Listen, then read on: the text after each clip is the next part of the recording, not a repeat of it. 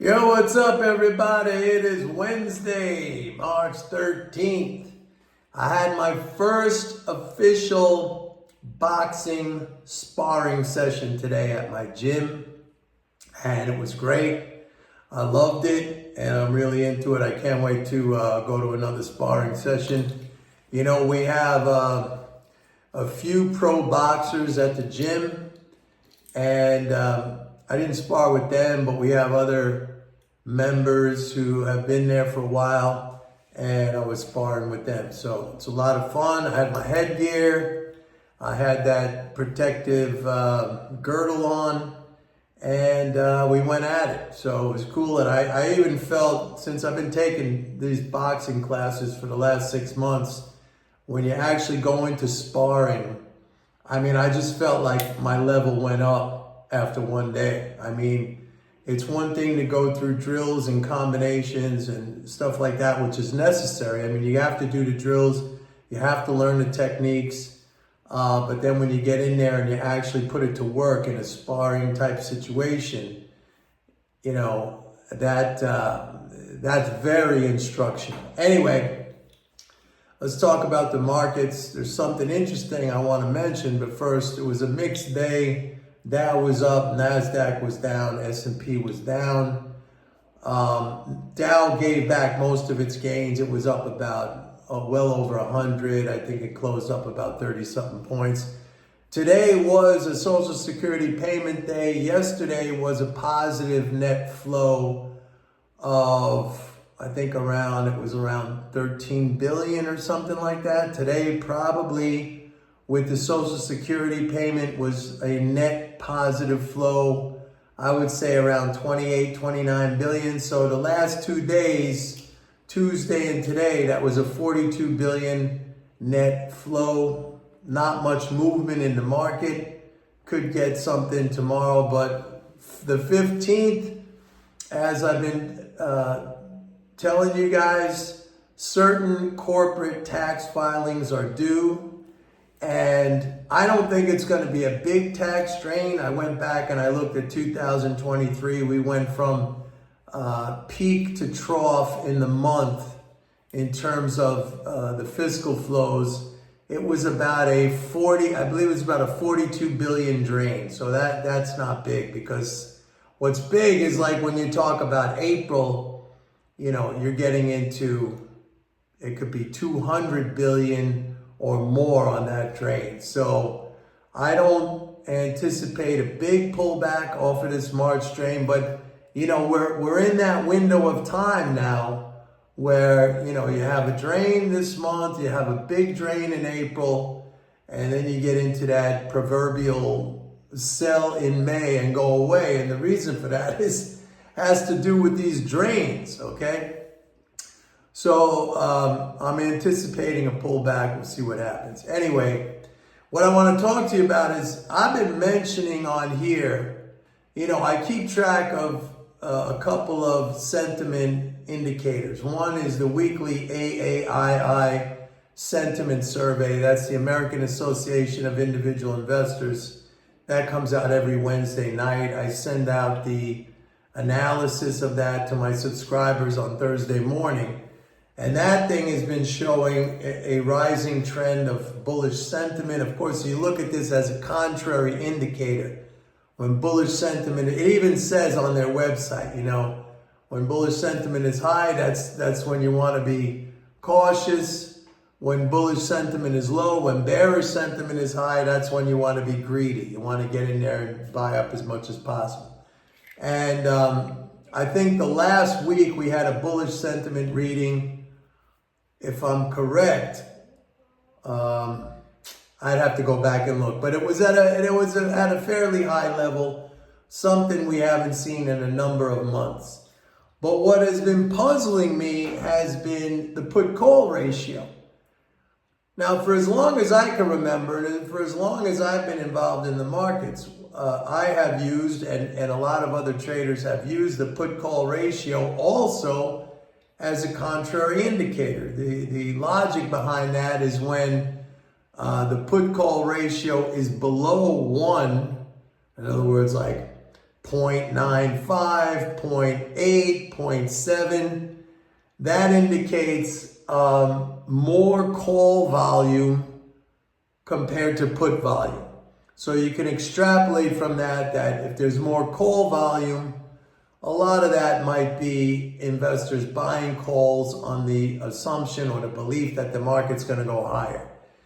And vice versa, when the put call ratio is above 1, 1.1, 1.2, 1.4, 1.5, I've seen it even get up, I think during the pandemic, I don't know, it might have gone over 2, which was an all-time historic high. But that's when the put volume is higher than the call volume. The idea behind that is that people could be buying put. They're also selling. I mean, that's volume. That's not positioning. But essentially, the way the put-call ratio has been looked at over years and years is like a contrary indicator. When it's hot, when it's above 1, then it indicates a level of bearish sentiment, and you want to be contrarian and think the market's going to go up. And when it's below 1,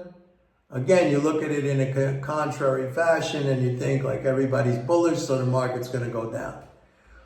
But what I have seen, and which was the thing that has puzzled me, is the fact that throughout this entire rally, stock market rally, going all the way back, since October 2022, all through 2023, and even this year, we're into the 3rd month where we've been making new high after, I think there's been 17 new highs since the beginning of the year in the S&P.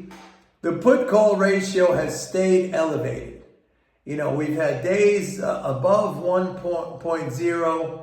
I think the 10-day average is like 0.95, very close to that 1. I mean, you would think that with the market advance that we have seen, that you would see a put-call ratio like 0.7, 0.8 even, 0.6. Remember, this is all-time record high in the stock market. But we're not seeing that. So somebody, a couple of weeks ago, they mentioned to me, and this shows like I just don't pay attention to these kind of things, spoke to me about these new options, which are called 0 day to expiration. In other words, they're like day trading options that expire the same day that they come out. Okay, so basically it gives investors, if you want to call people that, it gives speculators the ability to bet on today and only today. 0 days to expiration. They expire the same day that they are issued. And there is an ETF which has become very, very popular, the QQQY.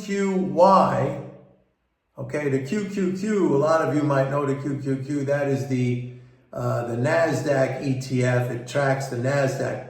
The QQQY, apparently, I looked this up, is an ETF that utilizes these options, these 0 day to expiration options. And basically what they do is they sell, in a bullish market environment, they sell puts every single day, trying to capture that little minute premium that the puts might have.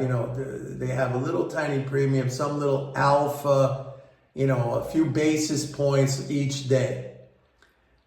And you probably, some of you who know me, you probably already could figure out why I don't follow this stuff, because how many times have I talked about this mentality, this super, short-term investment. It's not even investing. This short-term. This is the gambling mentality. This is Las Vegas. Okay, this is Atlantic City. Again, these are people who just want the action. Now, I'm not saying, look, you can capture if it's basically what this ETF is doing is it's following the trend of the market, and it's maybe you're getting a little bit extra alpha, in other words, a little bit extra rate of return, some few basis points over the performance of the index by selling these options. And so now it occurs to me, well, that makes sense as to why the put-call ratio has been so high, because a lot of volume has been going into selling the puts. But this is another little, I think, idiotic invention that is one day going to blow up, because one day when the market goes down big, and everybody's short these puts, even though they expire, the same day, you could have a big spike up where this fund, this QQQY, is short a bunch of these options, and all of a sudden the net asset value of this fund plummets in a single day. I don't know if that's going to happen, but basically my only interest in this was in figuring out or coming to understand why, or having a theory as to why the put-call ratio has been relatively high, despite the fact that we see record after record after record in the stock market.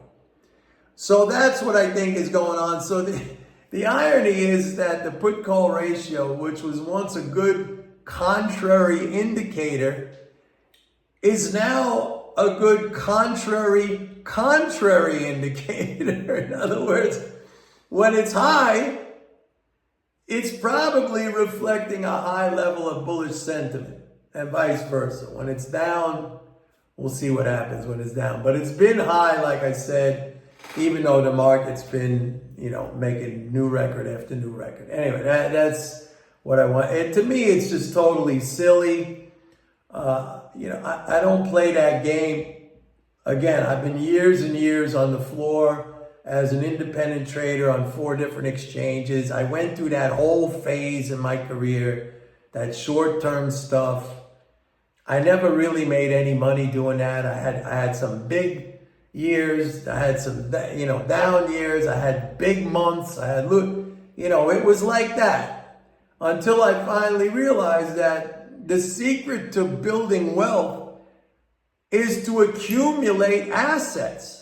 Not to buy them one day and sell them the next day, or buy them one day and sell them the same day. Again, you have more fun. Go to Vegas. Vegas is cool if you like that kind of thing. It's out in the desert, beautiful hotels. That's not for me. I know there's people, I definitely know there's people, and it's obvious because these things are very popular. And there's people who came to me to learn MMT, but they're really not interested in learning MMT. They want action. They want that in and out, in and out, in and out. They want to be doing something all the time. I like my free time. I don't, work very hard. I do well. I get to do the things I like to do, like, the boxing, hiking, things like that, hang out with my kids. That's the life I fashioned for myself. I can't be sitting, looking at a screen all day long and thinking, I want to jump in, I want to jump out, So, to me, that explains the high level of the put-call ratio. Finally, it's not going to be a long video, but let me go back to something I said 2 days ago when I talked about I did the video, and I talked about the victim mentality that a lot of people have. They're whining and they're crying, inflation is eating me up, and I don't have time to study what you're teaching, or, just the victim mentality leads to aggression, another very negative emotion or behavior. And it doesn't necessarily mean aggression like you're going to take it out on somebody physically, although, it may in some cases even lead to that. That people feel so victimized that they get into violent behavior. But it could also lead to what I was talking about with this kind of cynical, sarcastic, that's passive aggression, okay? Oh yeah, Mike, why doesn't the government just print 20 trillion if that's the secret to everything? You know, this kind of sarcastic, not really trying to learn or understand or be rational, but just taking every argument to some kind of ridiculous extreme and throwing it out there in a very sarcastic or cynical way. That's passive aggression. That's not going to help you, okay? So if you locked yourself into this victim mentality, okay, and it's very curious because you come to try to learn, not necessarily to me, but I see it here that people, whatever, they come to the channel or they subscribe. So like within them, there's this desire to understand. Maybe it's not even a desire to understand. Maybe it's just a desire to do better. It's a desire there's like a part of them that's kind of fighting within themselves to say, I don't want to be a victim. I understand that I need to get out of this victim state, which, by the way, it's purely mental. You put yourself, you know, being poor doesn't make you a victim. There's a lot of poor people, they're very happy, okay? They live simple lives, and when I say poor, they're poor by standards of, let's say, you know, you can go to countries where there's not a lot of infrastructure, okay? They don't have super highways. They don't have, you know, 24-hour malls and services and things like that. But you'll still find people who are happy, okay? And who don't feel like victims.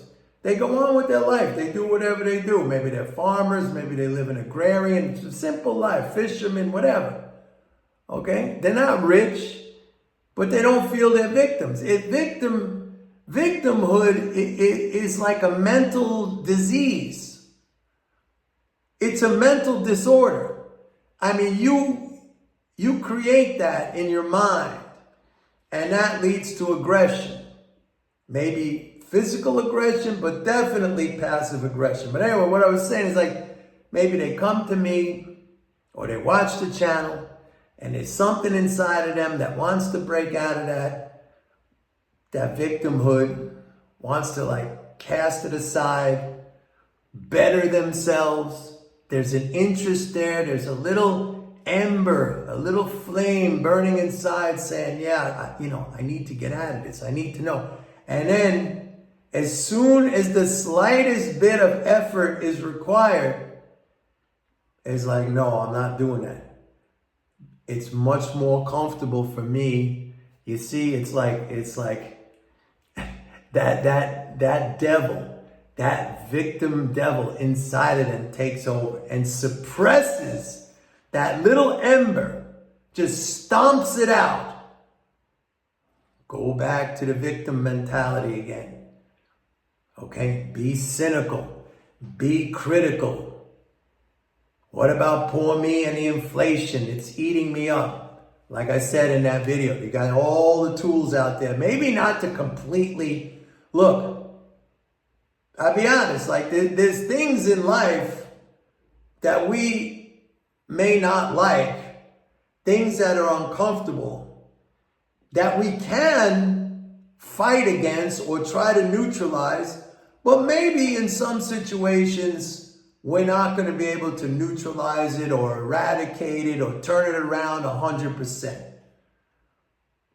But isn't some turnaround better than nothing?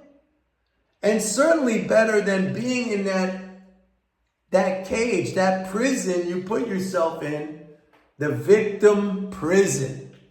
Remember the hacksaw? It's there. So, not that this is going to change any of you, because I know I went through the same thing when and I said this on the video, like when I used to watch some of these motivational speakers, I'd get all cynical too.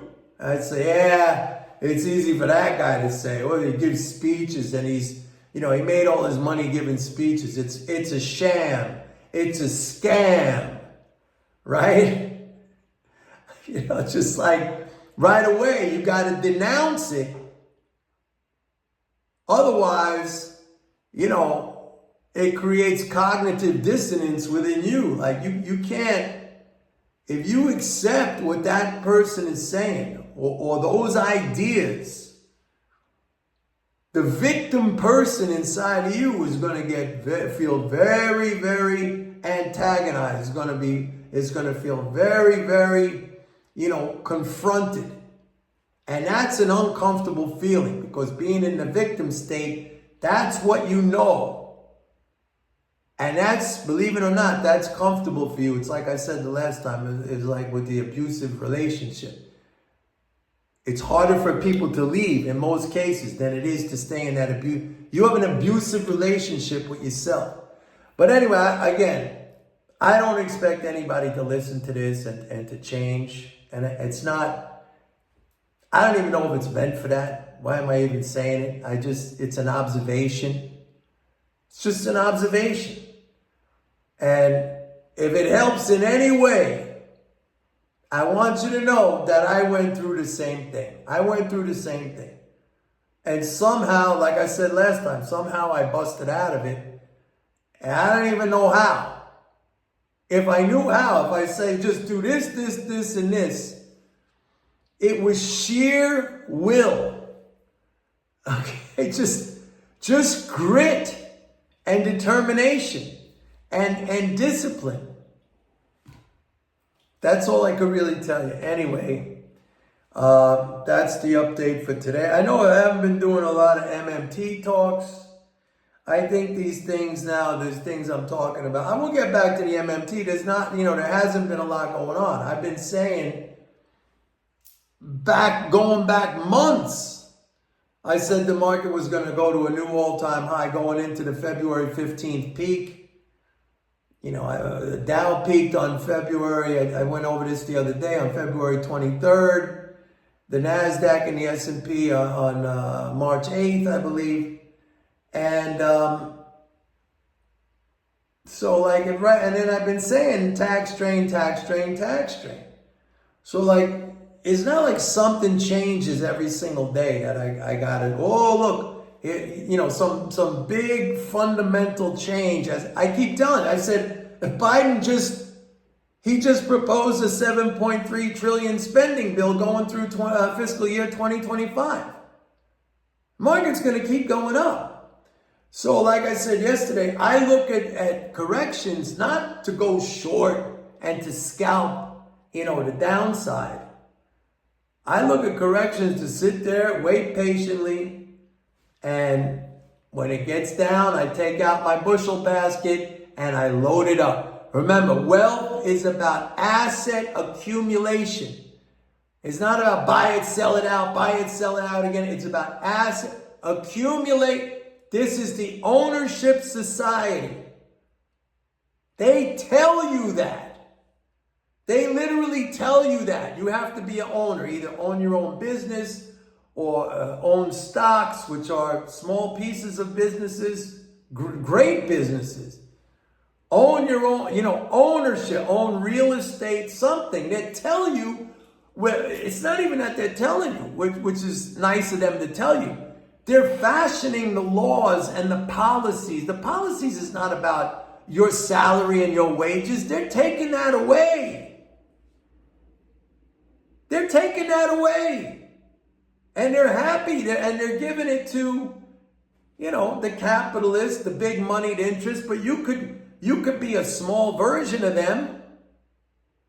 What are you going to say? I don't want to be a small version of them. I want to be them. Or I want to be nothing. Okay, well then you're going to be nothing. But maybe you can be them. At least start. They're telling you. Not in a mean way. Not in a coercive way. I think they're being very magnanimous about it. They're saying, hey, we're making the ownership society. Do it. What better way than the stock market? You might want to buy a piece of real estate. Maybe the bank's not going to give you a loan. The stock market is the most democratizing wealth vehicle that exists. What more do you need? And if you're young and if you're not doing this, you're crazy. You are crazy. It's a shame they don't teach this stuff. Anyway, I ran over. I thought I was going to have a short video. It's not that short. But anyway, that's my coverage and my rant for today. I'll see you tomorrow. Bye.